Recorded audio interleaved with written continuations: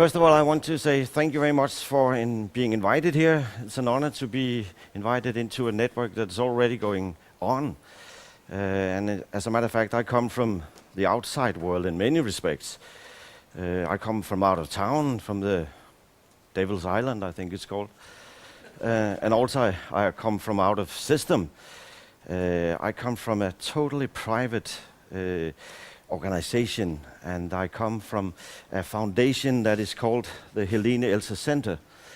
It's quite new. It's only been in progress for about 5-6 years, and it lies on or rests on a very, what can you say, rich and wealthy private foundation called Ludwig and Sarah Elsass Foundation. Helene Elsass herself, I'll just give you a little short background of from where I come. Helene herself was suffering from cerebral palsy. All of you, of course, know what that is, so I don't need to go into that. But she left all her inheritance from a big amount of money for a foundation that should work and try to deal with best strategies and best ways of dealing with cerebral palsy in any respect. And one of the ways that the board of directors found that would be a good and proactive way of doing it was to open a center that has, as it aims, as its objective, to work out and innovate on best practice within the dealing with cerebral palsy. And that's what we are doing at Helene Elsass Center. We work with applied research, not basic, only applied. We are the toolbox, we are the playground, we are the innovation house. But in order for that to work, we need something that is very, very important: evidence-based knowledge. In the way that we focus on evidence-based situations and developing that is, of course, along the way, but it's also to start with. We see many situations where children with brain damage, which is our main point, main objective, not being treated the right way, not being treated accordingly to cutting-edge research, because there is a limit of resources in the system outside. So first of all, we need to find out what would be the best way if there would be unlimited researches to deal with brain damage. That's in fact the first evidence-based situation that is really interesting here. So I'll get a little into that, but first I'll start with the conditions that we are in. We have some socioeconomic conditions, and they clearly tell us that children with brain damage require multifaceted training strategy, but they also tell us the conditions that they don't get that because it is too expensive. We have not enough warm hands, and the ones we have are too expensive. So we need to do something about this. We also know from our diagnosis, many other diagnoses would have the same, I think, way of dealing with telling how it goes in society, but these are very scaring figures. I don't want to go into them really. So what can we do about this? Well, let's go to cutting-edge research then. First of all, we deal with the brain, and the first and very important thing here, well, I have to go through this a bit fast. The most important thing here is that you must not look upon the brain as a localized brain. You have to look upon it as a circuitative brain. I think that's the most important thing nowadays. One of the ones who have dealt with that is Andrew McIntosh. Another thing we get from the science of sport, they have long time ago, well, at least 2 years, established a consensus that if you try to divide the training and learning into perception, cognition, and behavior, motor behavior, you're wrong. You cannot train and learn cognitive items in the morning and something else in the afternoon. It's all combined. That is where we start out when we want to make our system to work. We have a lot of collaborators. One of them, very important one, is Mark Bear. Maybe some of you know him. He's professor of neurology at MIT. We had him at the center 2 months ago for a whole week. Very important well of knowledge. The core of our way of doing this is that consciousness, perception, and cognition are truly inseparable. We look upon the person as being an embodied being, a person that only deals with being conscious in the acting with the world. That means the phenomenological ways of thinking that Merleau-Ponty invented a long time ago, but we really deal with that way of looking at a person. We know for sure now that Descartes was wrong. So what we do is that we try to take research, published research. That's always where the scientists, they deliver their research. If you take it from scratch there and over the bridge to the community, the primary care, nothing will really happen. You have to have something in between, a practice lab, an innovation, a test place, where you can play with things to get it to work. And that's what we do. To do that, we need knowledge. And we have, I don't know what the G is doing down there. We have signed a partnership with Copenhagen University, 2 departments in the university that are very essential to us. The Institute of Sports and Science and the Institute of Neuroscience. So at the moment we have Professor Jens Bo Nielsen from University of Copenhagen with us 2 days a week. And with him we have at the moment 4 PhD students that are only working with trying to evidence-base what we're doing. Because we know we need to do that, of course. Around the world we have some very close relationships also. Collaboration with Michael Merzenich from San Francisco University. Michael Merzenich, maybe some of you knows from games. He is the one who invented Fast Forward, which is a system that at the moment deals with 90,000 children in US via the internet. He's the one that had the firm called POSIT. He was the one who invented cochlear implant. We also work along with Alain Berthaud from Collège de France, probably the person in this world that knows most about how human behavior motor-wise. Giovanni Scioni from Pisa University. At the moment we are in a big EU project trying to develop a setup that can train babies from 0 to 1 year old in a, what can you say, converted, technological based baby gym at the home via the internet. Rosalind Boyd, Queensland University, is at the moment trying our system out in a clinical testing with 95 children in Australia. So how do we get to this? How do we get to this proof of concept or innovation? Well, first of all, we know that you can start from many ways from many point of departure when you want to innovate. But I've just taken 2 along here. You can either start from the idea, you can start from the demand. No matter from where you start, you need a team of innovators. No one brain knows it all. It's not like the old days when we had George Gooflus, I think he's called in English, Georg Gearløs. We don't have people now secluded in a research and development area. We need to have them in a team.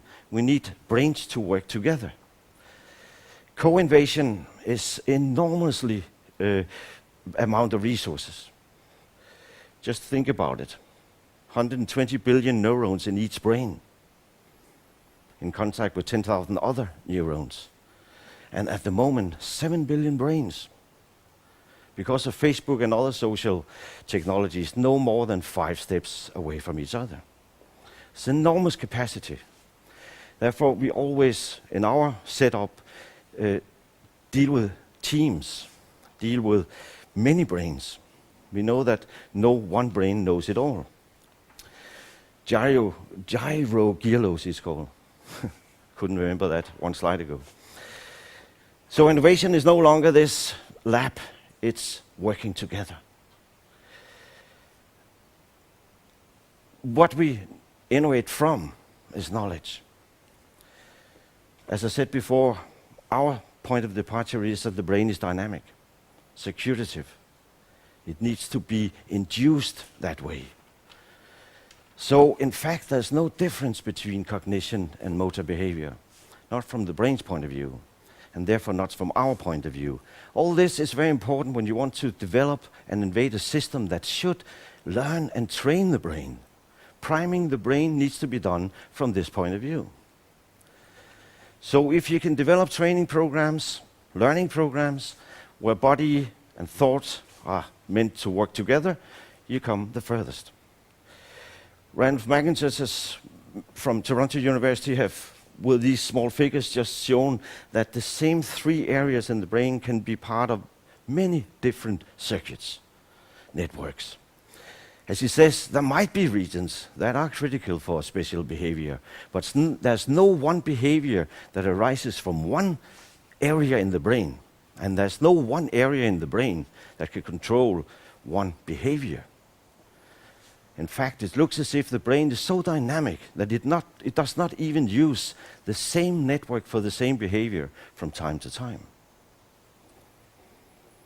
This is important when you want to develop systems that train and learn. Because it's too easy just to take what has been done yesterday and then turn it into a computer-based system. That wouldn't help very much. In our respect, if you just put up a camera in front of a physiotherapist and a camera at home and did what you did yesterday, nothing would happen. Because nothing happened yesterday. The only amount of money you would save would be the transport. So you have to deal, when you want to develop new technologies, you have to deal with cutting-edge research as a first step. Neuroplasticity is our tool. Neuroplasticity is not a new thing. The brain has always been a neuroplastic brain. That means it's changed by experience and behavior. What we are interested in at our way of dealing with training and learning is more in detail synaptic plasticity. But 18 minutes is not enough to get into that. We know that functional changes in the brain is needed for perceptual learning. Dendritic spines must grow for a new skill to develop. It takes time. And it has to be done in the right way. These slides are just showing that we know that it happens. One of the best studies come from Max Planck, saying that the development of dendritic spines is the basis of knowledge and memory, learning and memory. But also that these spines, once developed, can adapt to similar experiences in the future. That means we have a fundamental basic circuit in the brain that can be trained and have transfer effects. Synaptic plasticity, we can strengthen, become faster, and also, of course, the obvious increased interplay between brain and muscles. The production of BDNF in the brain and for the brain, the production of acetylcholine for the motor junction, for example. It's a very good way of win-win spin-off for brain and body co-work.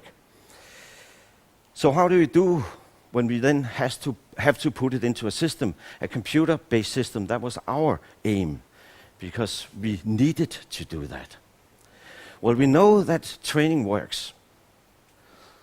Science for Sports tells us that 10,000 hours is what you need to be as good as you can for any kind of skill.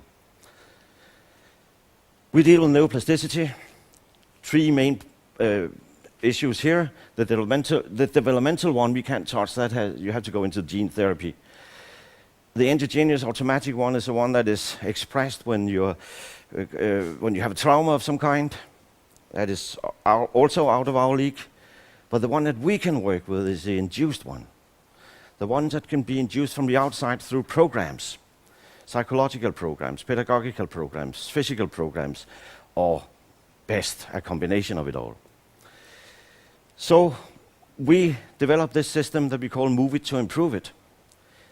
The reason we developed our system ourselves was because the ones that you can buy with the Wii, the Sony iToy, the Kinect, they are no use because they cannot be individualized. You can't put into the games how big you want the racket to be. You can't decide where the balls come from. You can't decide the complexity of the balls. You can't decide the speed of the balls. So these are toys, very good for people who can. But we needed to deal with people who cannot. So we needed to develop our own. And that we did along with Innovation Lab at Aarhus University and people from a company that was a private company called Head-Fitted. It's a cloud computing system that takes its point of departure alongside with Michael Mersnick, with whom we work very closely together. And we know that if we want to induce changes in the brain's plasticity, we need 4 items to work together. It needs to be intensive. And we have dealt with that to find out how intensive does it need to be. And we know from clinical research along with Copenhagen University that it has to be more than a quarter of an hour between 2 periods of sleep. Normally we call it more than a quarter an hour a day. That's only because we have decided to sleep at night and be awake at day. It's a sleeping period that is essential because that is where consolidation happens. So we need to get more than quarter of an hour a day. And in order to get the dendritic spines to develop enough also to go through the stage of pruning, we need to go more than about 16 weeks. So we need more than half an hour a day and more than 16 weeks. Less than that, no matter if you use technology or not, will not be able to change over time the plasticity of the brain. So it's not enough to develop a system and then hope for the best. You also have to develop the knowledge. We work with, in our system, half an hour a day, 20 weeks. And then we come to the clinical testing of it, that we do along with University of Copenhagen. We know also that if you want to learn the best, it has to be repetitive, but only to a certain degree. If it's automated, the brain turns off the neuroplasticity. So it must also be challenging. That balance is very essential. That's why our system is built up so that we can change progressively the limit of how difficult it is over time. Once a week, we change the system in a cloud computing manner. So the children or the grown-ups or whoever is at the other end, they will find that how they develop will change the system over time. The most important thing to learn and train is to be actively to paying close attention. When these 4 things work together, we have really good results. This is the build-up of the system. What is controlling what is happening from the camera of the system? It is built in the same manner, you could say, as we in iToy, is a color. The color of green, that green there is chroma green. That is what our system is programmed to see. So any other colors, it doesn't see. That means that the healthcare professional can put the color on the part of the body that they want to be control point. The head here in this picture, it could be the arm, the elbow, whatever. Whatever is decided from a healthcare point of view. Because our system has to be adjusted and set up by professionals. It's not something that you can buy and take home and say, okay, I want to train my own brain. It has to be done in a situation where we find the individual baseline, set up the first part of the system, and then progressively follow it over time. It takes about half an hour a week to do it for one person. That means that the therapists at our center, they can have about 20 people each in training. There is the cost-benefit part of it. What we do is we want to train the whole person, so to speak. They need to use their attention. They need to go through the stages to come to action and behavior. That way we train or aim to train the whole body, the whole person. The data that we get in is both qualitative and quantitative. Let's start with the qualitative ones. These are the ones that I'm personally most interested in. I know that the people we work with at the university, they want to measure everything, really, to a point where it's too much. But that's their way of looking upon life. I want to have the qualitative data. I want to speak to the people who have been through this program. And what I hear from them is that the most important thing that they get from the training period is self-confidence. What the people in Copenhagen University can measure is that they get a lot more power in their muscles. They get a better balance. But what I'm interested in is self-confidence. So what we see here is that we provide the families with knowledge and insight as a first step. And then they provide themselves with 20 weeks of home training. We are all the time, as a virtual coach, looking into what is happening and changing it. So they have their own coach, they're motivated, they find and feel ownership, they have a positive mind, they get better self-confidence and self-respect. So what we can see is that participation and activity is increased on all three levels: community, individual, and family. That is what I'm personally interested in. But of course, we also need to get it out in this literature, the evidence-based literature, all these papers that between 7 and 12 people read. That is very important. But we do get it out there. And of course, we have to go along with that. Play. But I want to just let that talk for itself. That was as far as I can get in this short time.